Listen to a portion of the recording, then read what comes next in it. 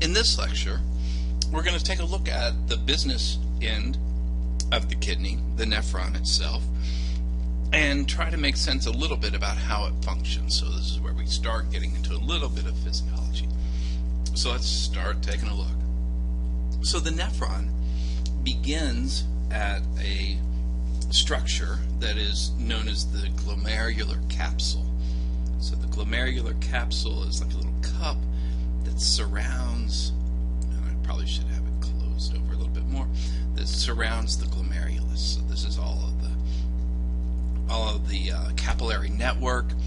We have an afferent arterial bringing blood in, an efferent arterial carrying blood away. So this chamber surrounds the glomerulus, and so let's do some labeling. Here's the glomerulus, and here's let's put it over here, the glomerular capsule. And together, the glomerulus and the glomerular capsule make up the renal corpuscle. Well, you don't need me to spell it.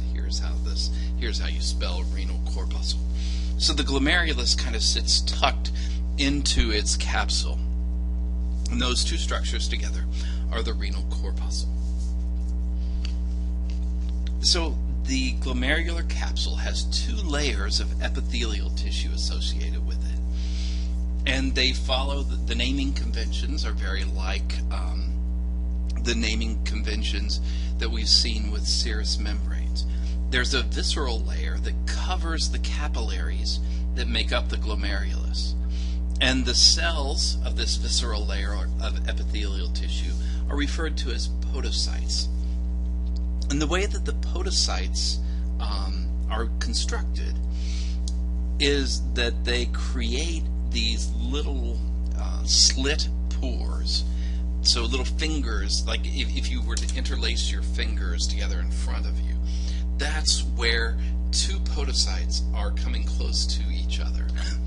And they have little extensions that interdigitate. But they create, as they interdigitate, if you can imagine what that means, where you have your fingers between each other, they create these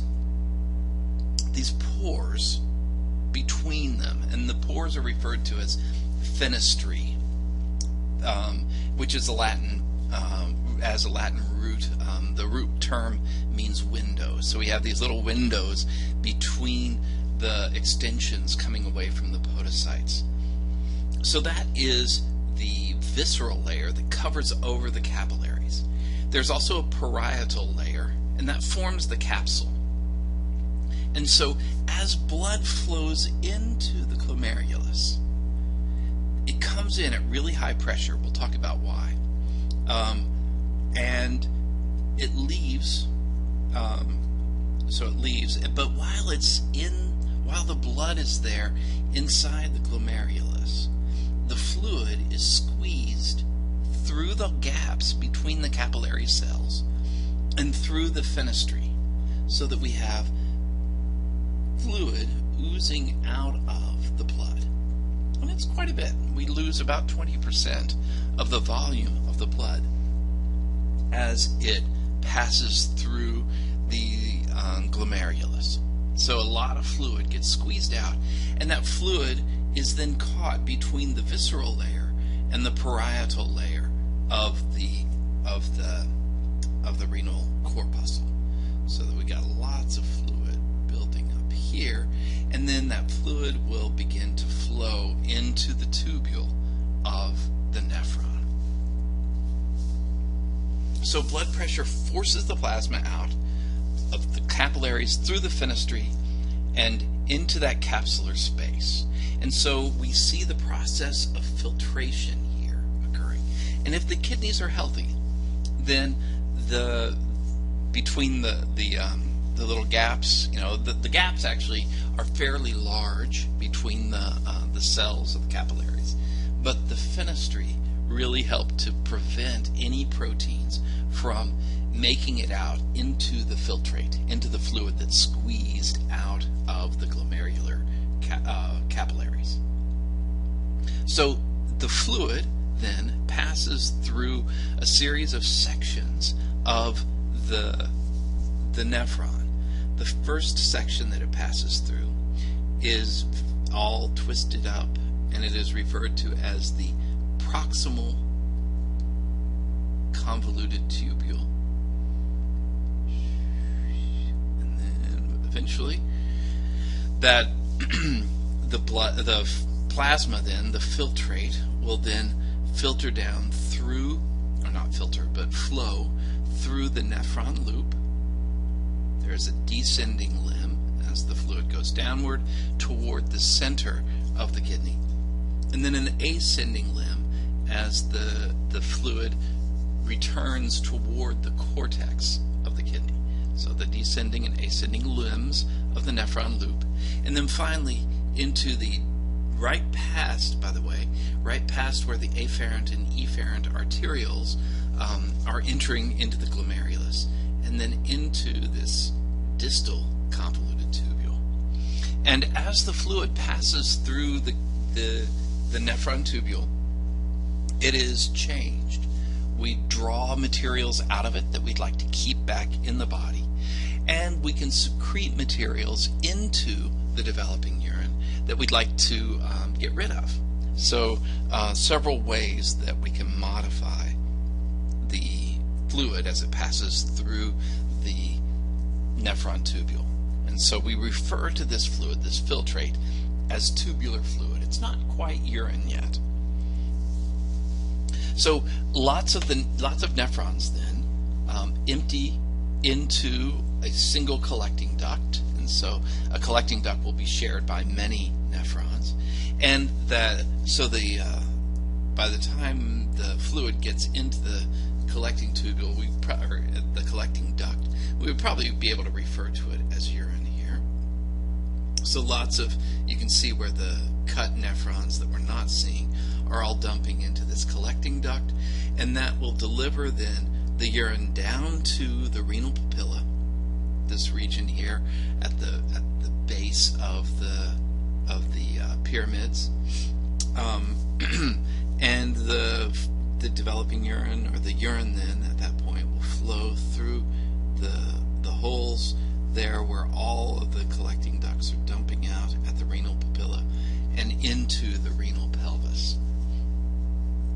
And so you can see here in this tissue slide that there's lots and lots of these collecting ducts. They are the open space here that urine would be collecting in the renal pyramid. Now, I mentioned that the ascending limb comes and bumps right up against where the afferent and efferent arterioles are entering and leaving the glomerulus. Here at the wall of the nephron loop, the cells are columnar rather than being either cuboidal or stratified.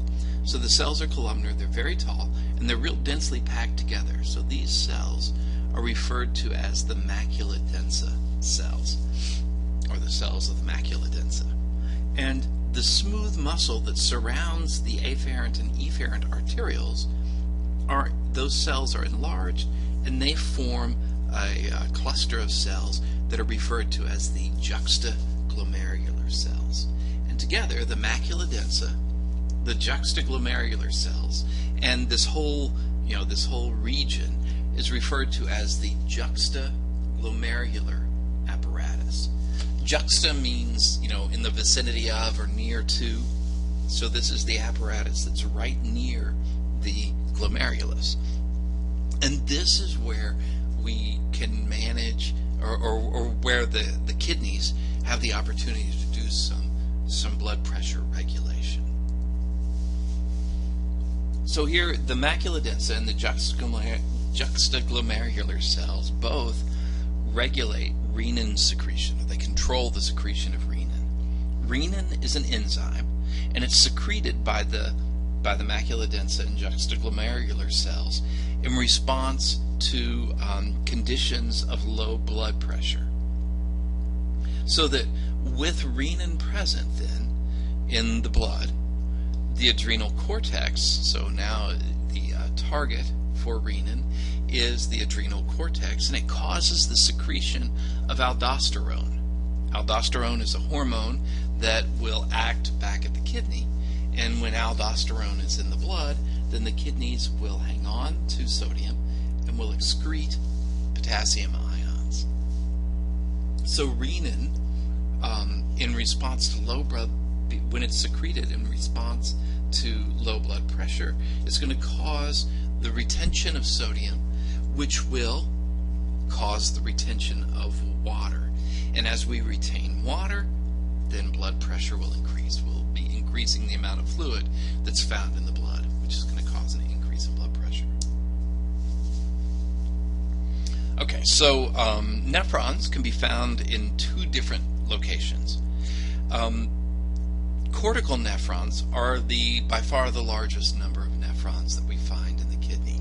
And cortical nephrons have their renal corpuscle way up in toward the surface of the renal cortex, and the nephron loop only comes maybe part way, just a little bit into the renal medulla.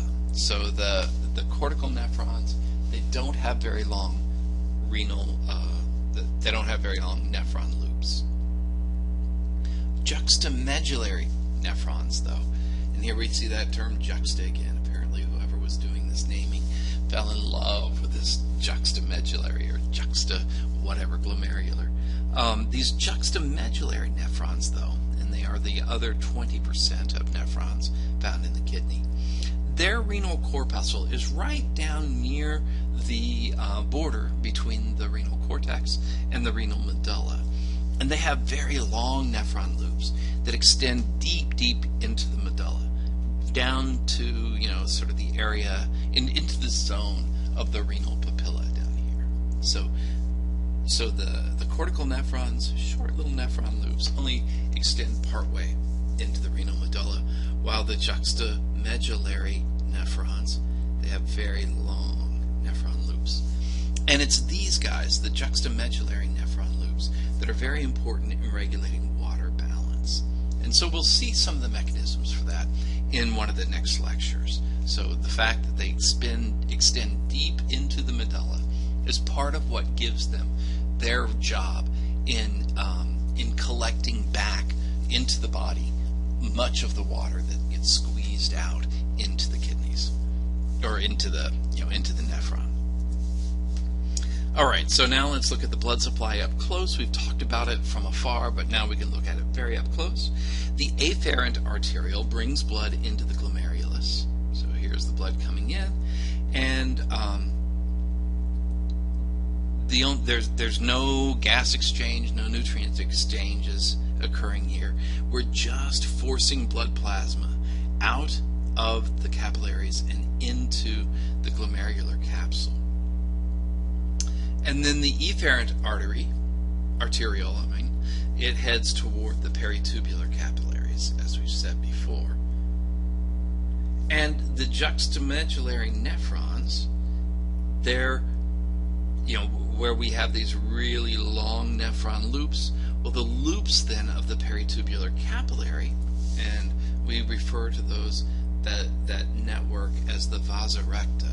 So here's the nephron loop, and as the efferent arteriole leaves the glomerulus, here's the glomerulus over here, and then we have the proximal convoluted tubule, that efferent arteriole comes and follows the loop, and there are connections across from either side of the capillary network. And so this is the vasa recta.